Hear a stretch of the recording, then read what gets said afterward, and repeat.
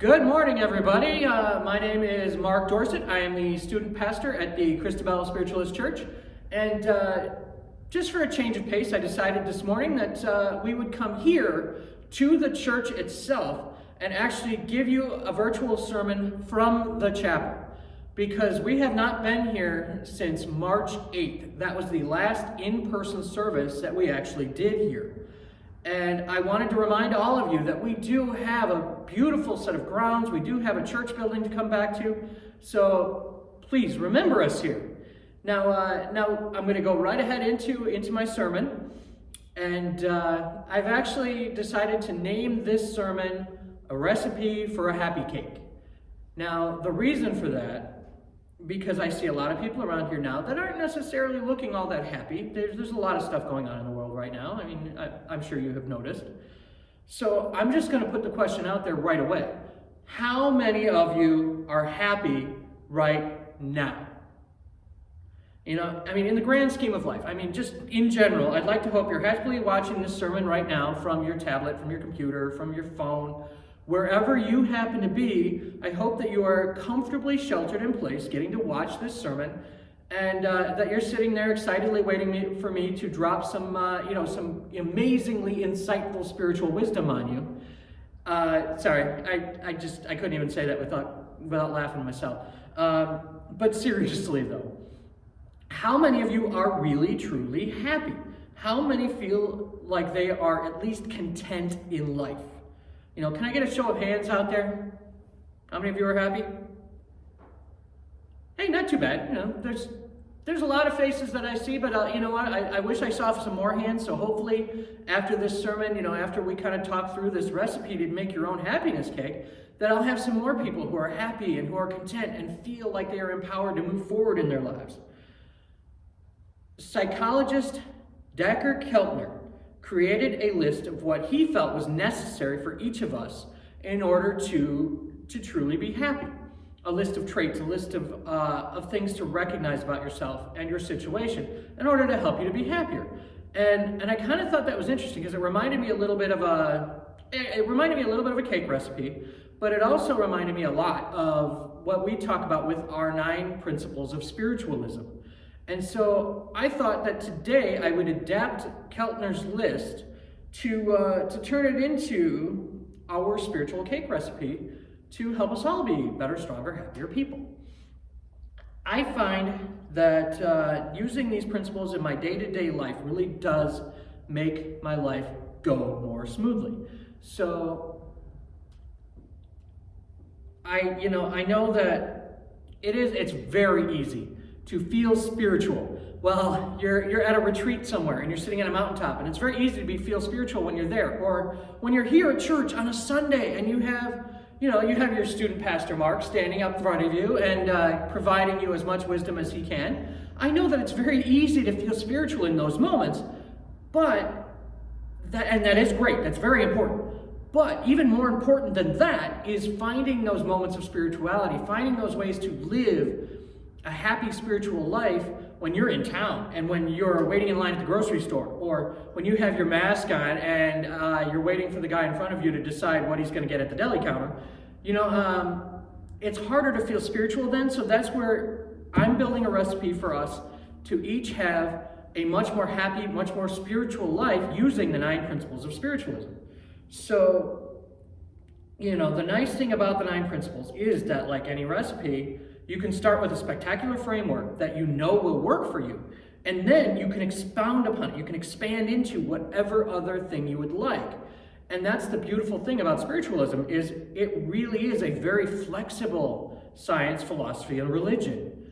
So you take what you start with and you can expand upon it and make it something even grander and even better. So, you know, let's kind of work with that. So does that make sense to you? Does that make sense that you get to kind of work with this recipe to be a better person? I hope so. Yes, you in the back. Why am I talking about spiritualism and the 9 principles as being like a cake recipe and being more like a cake that you can have? Well, it's easy, actually. When I came up with this sermon, I was hungry. And also, to be honest with you, I like cake. I'm sure you hadn't noticed. But that's why. So, any other questions, anybody out there? No? Okay, moving on. Now, we begin with principle number one. Principle number one is sort of like the flour in our cake. Without it, there really is nothing else that you can do. There is no other parts of the cake that you can make without flour. And for us, principle number one, there is no spiritualism without principle number one. Principle number one is very simply, we believe in infinite intelligence. Now, I like to think that that statement is pretty self-explanatory, but, since I have some time to fill, I'm going to explain it to you anyhow. Basically, we believe in infinite intelligence. What that translates to is we believe, as spiritualists, let me rephrase that, we understand that as spiritualists, there is a divine order to the universe. That there is an order to the universe that begins and ends with what we term infinite intelligence, or you can call God, or you can call spirit. That is what we believe, and we know from our own personal experience with things, is that there is a divine order to the universe. Now, when we talk about God, what a spiritualist is referring to is not necessarily any sort of an anthropomorphic father figure that is sitting on a golden throne in the sky. That is not how spiritualists see infinite intelligence.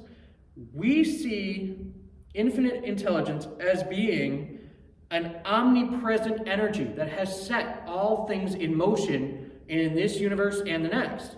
So we see infinite intelligence as being a sort of all-powerful energy, all-powerful consciousness that has set this universe in motion for all of us to experience. Now, understanding that there is something much, much greater than ourselves is really the first step. It really is the first step in building that happiness cake. The reason being, when we see that there is something beyond ourselves, it helps us to strive for something greater. It helps us to strive to be better, to improve, to become more aware of everything going on. Really, that really is the big basis for all of it, the basis for spiritualism. Now, the next ingredient in our happiness cake is principle number two. We believe that the phenomena of nature, both physical and spiritual, are the expressions of infinite intelligence. So let me break that down a bit. Kind of like breaking a couple of eggs into our flour to start the cake batter going. Or, for any of my vegan congregation members, think of it as being like adding a half a cup of applesauce to the mix. What this basically means is that we as spiritualists, we understand that everything in nature is a part of God, of infinite intelligence, of spirit. Having that understanding that none of us is separate from God. Even though sometimes we may feel like we are separate, that we're alone, we're not. We are never alone. We have that presence there with us. An all-knowing, all-loving, omniscient, omnipotent presence that is there that loves us unconditionally. To me, I find that truly comforting, in all honesty, to know that no matter how distant or separate I might feel from the universe, from source, from God, from infinite intelligence, even from other people, it's so nice to know that infinite intelligence is a part of me, and a part of you, and a part of you, and a part of you, and a part of everything that exists, from this candle flame to all of the people in spirit that I have watching me give this sermon that I truly hope are enjoying it. It's all a part of infinite intelligence. So, on to principle number 3. We affirm that a correct understanding of such expression and living in accordance therewith constitute true religion. Now, I know that this sounds kind of confusing a little bit, but putting it as plainly as I possibly can, now that we know that there is something bigger than ourselves, that there is something in the universe beyond ourselves, it can inspire us to be better versions of ourselves. And I know that's a lot of what I talk about is being a better, stronger, happier person, but I truly feel that it's important to inspire yourself to become more than what you currently are. And that's really where principle number 3 comes in, is to help inspire us to be more than who we are in the best possible ways. And especially as we learn to follow nature's physical and spiritual laws, that becomes much easier. And that, more on nature's physical and spiritual laws when we get to principle number 7. But first, we're moving into principle number 4. We affirm that the existence and personal identity of the individual continue after the change called death. That's another principle that does kind of seem pretty self-explanatory in all honesty, but I'm still going to go into it. We affirm that the existence and personal identity of the individual continue after the change called death. Basically, the bottom line, we never die. We just change form. Think about that again. To me, this is a very freeing statement. We never die. We just change form. As a medium, and indeed actually as a spiritualist, I know from firsthand experience that this is true. We never die. Our physical bodies may wear out and our physical bodies may die, but the eternal part of us, our souls, our personalities, whatever term you want to use, our higher selves, whatever phrase you want to use, we go on. We exist just in a different form. So we continue. And as I'm looking out at a congregation filled with wonderful ascended spirits, I also recognize just how freeing that is to know that when my time comes, when it does happen, that I shuffle off this mortal coil, that it's not the end. It's only the beginning. It's the beginning of a whole other adventure for me. And so when that time comes, I have no fear of death because there is no death. And that really is what principle number 4 stands for, is that we continue to go on, and our life after this one is beautiful. And that I'm going to go into that in another sermon, how our loved ones experience their lives after this one. And I think that actually that is something that I'm going to go into maybe next week if I can come up with a good way, an original way to kind of help bring that point across. But anyway, principles 4 and 5 really do kind of tie together quite closely. So we're going to be moving into principle 5. But just like principle 4 states that, we never die, principle number 5 states we affirm that communication with the so-called dead is a fact scientifically proven by the phenomena of spiritualism. Now, in other words, to put it a little more plainly, I know that the principles are a little more, how do I want to word that? A little more structured or a little bit more formal in how they're phrased. But to put it into common day language, what principle number 5 is basically telling us is we can talk to those people who have physically died. We can talk to our loved ones in spirit. They want us to talk to them. I have to be honest, all we have to do is know how to listen to them. When we're speaking to them, they hear us. But when they're talking to us, quite often we've been kind of trained into this very, physical world mindset where we're not really paying attention to what they're saying so much, and we miss the cues because we've been trained into that. But with a little bit of practice, it's like that old joke, how do you get to Carnegie Hall? Practice.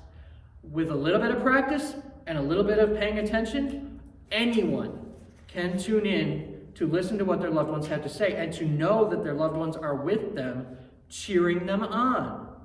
So all we need to do is just remember how to listen. Notice I said remember and not learn. I should have been saying remember from the start. But anyway, principle number 6, that's the next in our list of ingredients. Principle number 6 states, we believe the highest morality is contained in the golden rule. And I love it. This is how I try and live my life. Do unto others as ye would have them do unto you. Now, if this doesn't come naturally to you to think outside of yourself, to do for others or to treat others in a way that you would prefer to be treated, you definitely want to kind of sit down and kind of meditate and think about what areas of your life are you not living the golden rule. Honestly, living the golden rule and doing it truthfully and doing it respectfully, it is a recipe in itself for happiness and for spiritual fulfillment. So if you are not sure what this phrase actually means, do unto others as you would have them do unto you, essentially what it means is be kind to one another. Be nice. And I kind of misspoke a moment ago when I said treat them as you would have yourself treated, because honestly, everybody kind of wants to be treated a little differently. So think of it a little more as treat them with kindness, treat them with respect, treat them with that respect that any other living soul deserves. That would be principle number 6. As we move further down the list of ingredients here for our happiness cake, we kind of start adding a few different flavors into the mix. As I mentioned way back in, step number 3 of our recipe, or should I say principle number 3, we now come to principle number 7. Principle number 7 states, we affirm the moral responsibility of individuals and that we make our own happiness or unhappiness as we obey or disobey nature's physical and spiritual laws. Now, wait a second. It looks like I just lost everybody in my audience. I know, I just lost you there because everybody is out there going, wait a minute. I am responsible for my own thoughts, words, and actions? What are you talking about? No, that can't be right. What do you mean I'm responsible for myself? Yes, that is what principle number 7 states. In a nutshell, we create our own happiness, our own unhappiness, by the choices that we make, whether they be appropriate or inappropriate in that moment.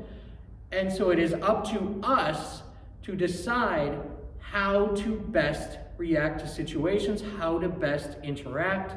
It's up to us. And I know that is something that is a little challenging for people, but let me kind of relate it to one of the immutable laws of nature that I kind of touched on briefly earlier. But one of the main laws of nature that we interact with daily, honestly, is the law of cause and effect. Now, for a deeper understanding of the law of cause and effect, I highly recommend my virtual sermon, checking that out either on Facebook, on the Christabelle Spiritualist Church website, webpage on Facebook, or checking out our YouTube channel for the Christabelle Spiritualist Church. I highly recommend checking out my virtual sermon that it's simply titled Sunday Sermon. Now that sermon in particular really does provide a good explanation of what the law of cause and effect is and how we can kind of work with it to make our lives go a little more smoothly. Now, for those of you who are a little concerned or a little bit put off by principle number 7 and the concept that we have our own responsibility for our lives, don't worry. There is hope to be found in principle number 8. Principle number 8, even if you're a little troubled by the fact that you're responsible for your life, principle number 8, it has you covered. Because principle number 8 reads, we affirm that the doorway to reformation is never closed here or hereafter. Oh, let me rephrase that. Sorry, I misspoke. We affirm that the doorway to reformation is never closed against any soul here or hereafter. Which basically, you know what that means? Tomorrow is another day. And I don't mean to quote Scarlett O'Hara, but, you always have the opportunity. It is never too late to make a fresh start. Whatever happened previously, you can find ways to make amends for. You can find ways to start fresh in a more positive, productive way. Even after you have transitioned to spirit, even after you are no longer in a physical body, you can still improve yourself. You still can find ways to make amends for things that you did that were inappropriate when you were physically alive. So there is never an end. You can always move forward in a more positive, productive way. So, kind of nice, right? To know that you always have a shot at redemption, and that's how I'm going to word it. We can redeem ourselves, whether in this life or the next. And that, again, to me, is a very empowering and very freeing statement. And I love that. That's one of the things I love about spiritualism. It's a hopeful science, philosophy, and religion. It helps us to understand that we can learn and we can grow. But, okay, anyway, getting back to what I was talking about. Now, we're coming to the frosting on our happiness cake. And that frosting happens to be principle number 9, which affirms that we affirm that the precepts of prophecy and healing are divine attributes proven through mediumship. It's pretty easy to understand that one, but we all have the ability to see where our lives are going. We all have the ability to prophecy, to tune into that higher guidance we all have, to tune into our loved ones in spirit and communicate with them. We all have these abilities naturally. And as I've said before, and I say this all the time, we generally get trained out of these abilities. So it's just a matter of remembering how to do it and then practicing it. So just know that we can connect with spirit, to understand where our lives are going, to understand where the lives of our loved ones are going, to help guide us, to help improve our lives, and also to help communicate with our loved ones so that we can have, a better, stronger, happier life, but also a connection with those people to understand that not only are they doing phenomenally well, but that they're there to help us. They're there to cheer us on. They're there to guide us in whatever capacity they can. So just know that they're with us. That's pretty nice, right? Again, that's one of the things I love about spiritualism. It's a hopeful religion. It's a very pragmatic one. It's very down to earth. But at the same time, it helps you to understand that we're not alone, that we have an infinite amount of help. And so it's just, sorry, I get excited whenever I talk about some of these principles because I truly live them and I truly believe them and I understand from my own experience that they work and that they do help make my life go more easily. And as I help other people to understand these principles, they've helped their lives go more smoothly. So, okay. I have just given you an amazing recipe for happiness cake. Now, all you have to do, once you combine these ingredients, you mix them all together with your mind, your body, your soul. Let them bake for, 85 years or so, maybe a little more if you want. But then all you have to do is choose to serve it with a side of love, compassion, joy, happiness, and there you have it. Now, please remember that these guidelines, they are really for us to use not only to help us to live or survive, but just to thrive and to help those of us around to do so, to also help to love, to live, to survive and thrive. And now, if you don't feel like you can connect for yourself, if you don't feel like you're at a place where you're even really happy right now, please, and I know that I say this in every sermon, but I mean it to the bottom of my core. If you are hurting, if you are in need of help, if you're in need of guidance, please reach out to someone. And of course, your local spiritualist church, we're here for you. That's what we're here for. That's what we live for, is to help you.